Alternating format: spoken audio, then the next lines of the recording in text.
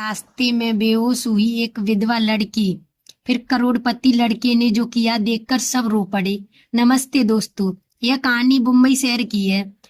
सपनों की नगरी मुंबई, जहां हर दिन लाखों लोग अपनी किस्मत बदलने आते हैं। लेकिन इसी शहर की भीड़ भाड़ वाली सड़कों पर कुछ ऐसी कहानियां भी जन्म लेती हैं जो इंसानियत पर विश्वास और भी मजबूत करा देती हैं। आज मैं आपको एक ऐसी ही भावुक कहानी सुनाने जा रही हूँ, जिसमें एक गरीब विधवा लड़की और एक करोड़पति युवक की मुलाकात ने न केवल उनकी जिंदगी बदल दी, बल्कि पूरे शहर को यह एहसास करा दिया कि दौलत से बड़ा इंसान का दिल होता है। सुबह के करीब 9 बजे थे। मुंबई की सड़कें हमेशा की तरह लोगों की भागदौड़ से भरी हुई थी। कोई ऑफिस जाने की जल्दी में था, कोई दुकान खोल रहा था, कोई बस स्टॉप पर खड़ा अपनी मंजिल का इंतजार कर रहा था। इसी भीड़ में लगभग 25 साल की एक खूबसूरत लेकिन बेहद थकी हुई लड़की धीरे धीरे कदम बढ़ा रही थी। उसका नाम निशा था। निशा ने सफेद रंग की साधारण साड़ी पहन रखी थी। उसके चेहरे पर मासूमियत थी, लेकिन आंखों में कई रातों की अधूरी नींद और वर्षों का दर्द साफ दिखाई देता था। उसके हाथ में एक पुराना कपड़े का बैग था, जिसमें कुछ जरूरी कागज और दवाइयां रखी थी। कुछ साल पहले तक उसकी जिंदगी बिल्कुल अलग थी। वह अपने पति रवि के साथ एक छोटे से किराए के घर में रहती थी। दोनों एक दूसरे से बहुत प्यार करते थे। पैसों की कमी थी, लेकिन उसके रिश्ते में खुशियों की कोई कमी नहीं थी। लेकिन किस्मत को कुछ और ही मंजूर था। एक सड़क दुर्घटना में रवि की मौत हो गई। एक ही पल में निशा पूरी दुनिया उजड़ गई। पति के जाने के बाद रिश्तेदारों ने भी उसका साथ छोड़ दिया। ससुराल वालों ने उसे अपशगुनी कहकर घर से निकाल दिया। मायके में पहले से गरीबी थी, इसलिए वहां भी ज्यादा दिन रहना संभव नहीं था। धीरे धीरे उसने अकेले जिंदगी से लड़ना सीख लिया। वो सुबह से शाम तक अलग अलग घरों में काम करती थी। कभी सिलाई करती, कभी लोगों के कपड़े प्रेस करती, ताकि किसी तरह अपना गुजारा कर सके। लेकिन पिछले कुछ महीनों से उसकी तबीयत लगातार खराब रहने लगी थी। डॉक्टर ने आराम करने की सलाह दी थी, मगर आराम करने का मतलब था भूखा रहना, और भूख किसी भी मजबूरी नहीं समझती। उस दिन भी वह एक इंटरव्यू देने जा रही थी। किसी एनजीओ में रिसेप्शन पर नौकरी निकलने की खबर से उसे मिली थी। उसके मन में बस एक ही उम्मीद थी, अगर यह नौकरी मिल गई तो शायद मेरी जिंदगी फिर से संभल जाए।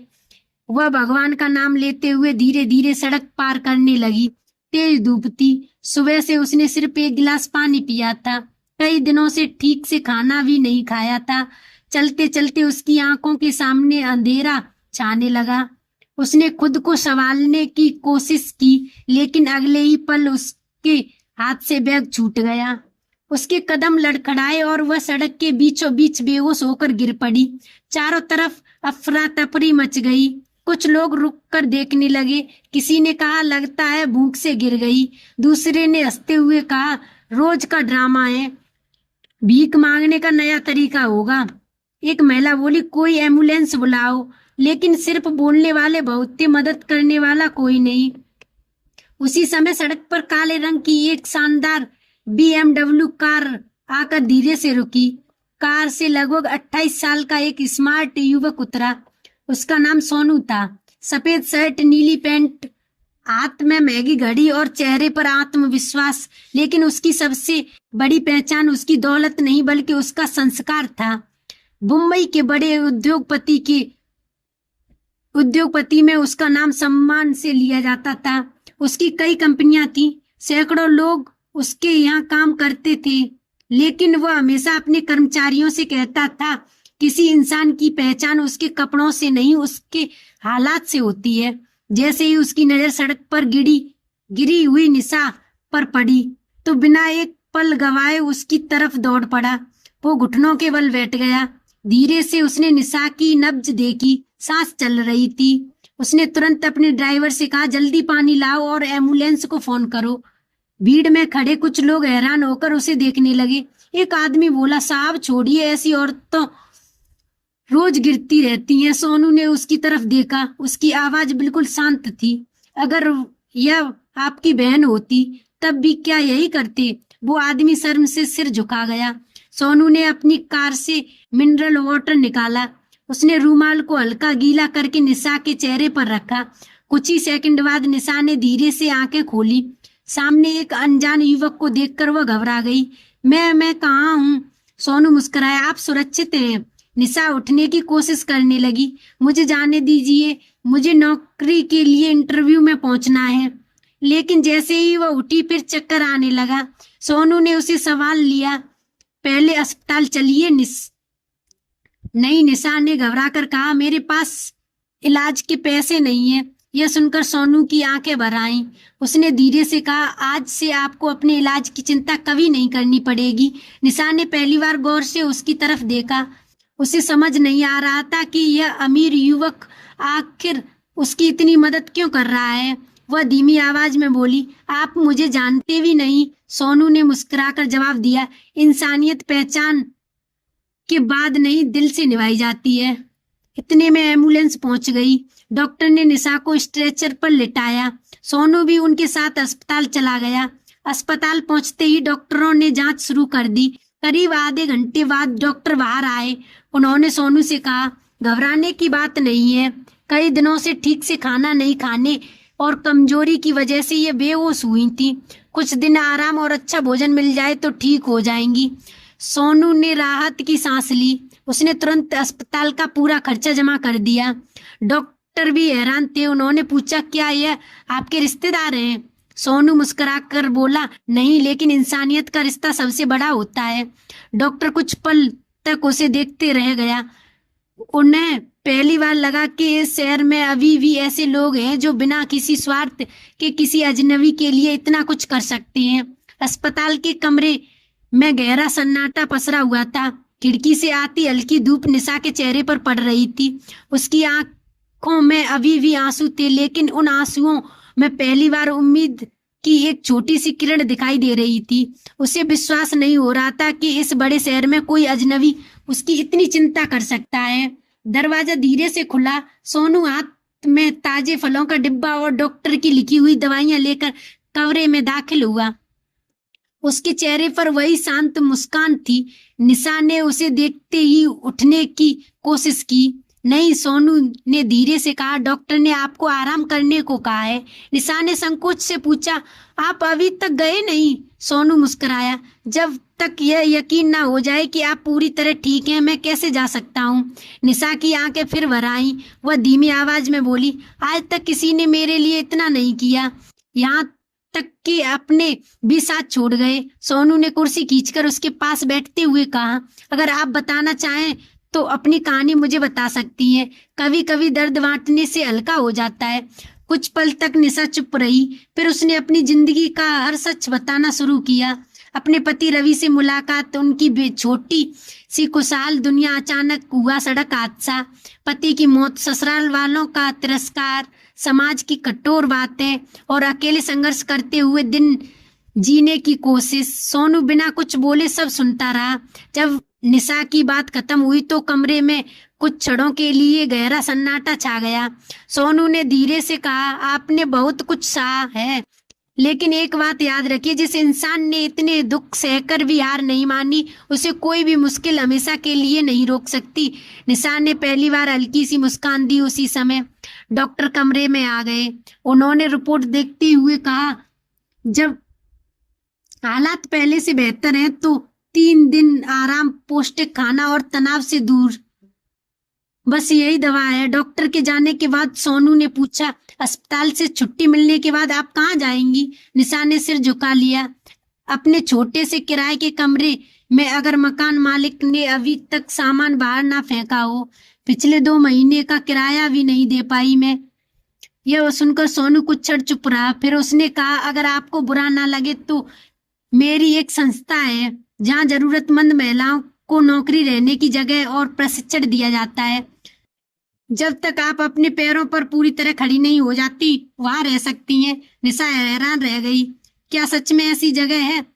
हाँ, सोनू ने मुस्कुराकर कहा, लेकिन वहां रहने की एक ही शर्त है। क्या? आप खुद को कभी कमजोर नहीं कहेंगी। निशा की आंखों से फिर आंसू बहने निकले, लेकिन इस बार यह आंसू देख के नहीं, सम्मान और राहत के थे। कुछ दिनों बाद डॉक्टर ने निशा को अस्पताल से छुट्टी दे दी। सोनू उसे अपनी संस्था लेकर गया।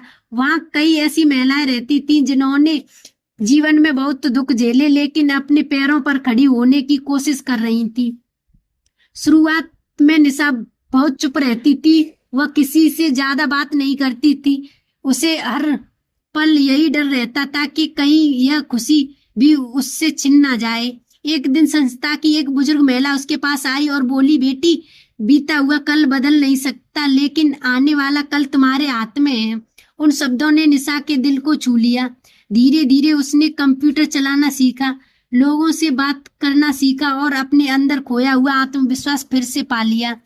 कुछ महीनों बाद सोनू ने अपनी कंपनी में रिसेप्शन एग्जीक्यूटिव की एक जगह खाली होने पर निशा का इंटरव्यू लिया।